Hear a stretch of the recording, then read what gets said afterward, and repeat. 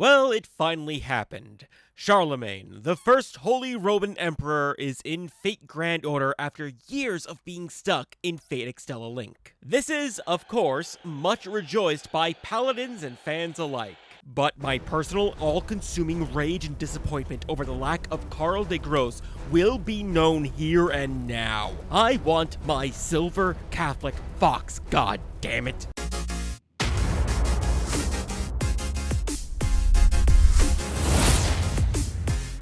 Hello everyone and welcome to the Anime Void. I'm Brian, your host, and contrary to the intro, I will keep my salt to a minimum, but still expect it. We're talking about Charlemagne today, who is a truly fascinating individual both in and out of Fate lore. He is a well-defined historical figure whose lineage could be traced to the late Christopher Lee, and might I say, I can see the resemblance.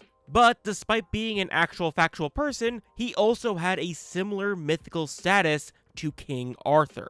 Legends and tales of Charlemagne and his 12 paladins are almost as well known as those of the Knights of the Round Table. And with this, we have the true duality of a man. One who is cemented as one of the most prominent figures in history, while cloaked in the shroud known as fantasy. And to its credit, Fate portrays this in the most interesting way. But, want to know what else is interesting? Hitting that subscribe button and liking the video. Every day I get closer to 1,000 subscribers and I'm very excited and I appreciate the help. Plus, as a bonus, you get to see more videos like this, so win-win for everyone.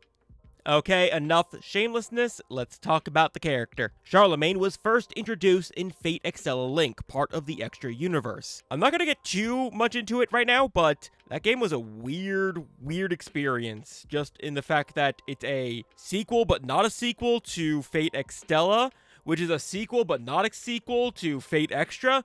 It's just a very weird continuity. And Last Encore makes it worse. Always gotta take a dig. Anyway, here, like his Fate Grand Order self, he is a Saber and represents the fantastical version of the Holy Roman Emperor. He is the leader of the 12 Paladins, embarking on many adventures and adhering to the rule of cool, which honestly is a great character trait. He is so into what is cool and being cool to the point of silliness. 何言ってんの王様。かっこよさと危険性とどっちが大事なのさ。そりゃお前かっこよさに決まってんだろ。そうだろ。だったら君がやるべきことは何だ。今すぐ練習だ。よっしゃ一丁飛んでくる。じゃあマスターはここで待っててくれ。よーし鳥になってくるぜ。まさか本当に飛ぶとは。Like those who follow him, he is pure of heart and dumb of ass. However, there is a wrinkle to this. As stated, Charlemagne is both a figure of reality and fantasy. But this Saber is the latter. Shouldn't the more prominent aspect of his existence be represented as well?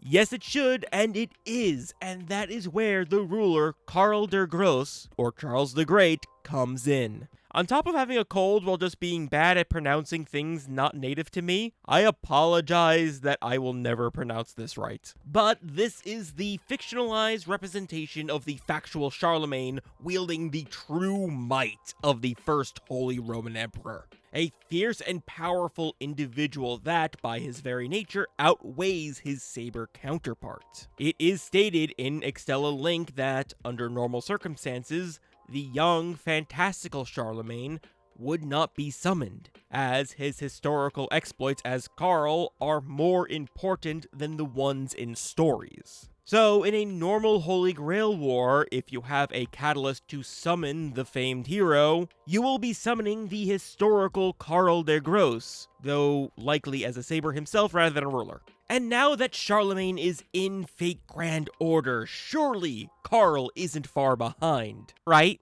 Okay, so not only is Charlemagne a 5-star, which by lore standards really makes no sense, but at the same time, they never really fully described what the stars really mean, and is just overall just a mostly money-minded decision. But on top of that, they also had him fuse with his historical self in his third ascension, all but dashing any hope I have of getting my man in fake Grand Order, and likely meaning that he's going to show up in Arcade, and that clearly is where my happiness goes to die and burn.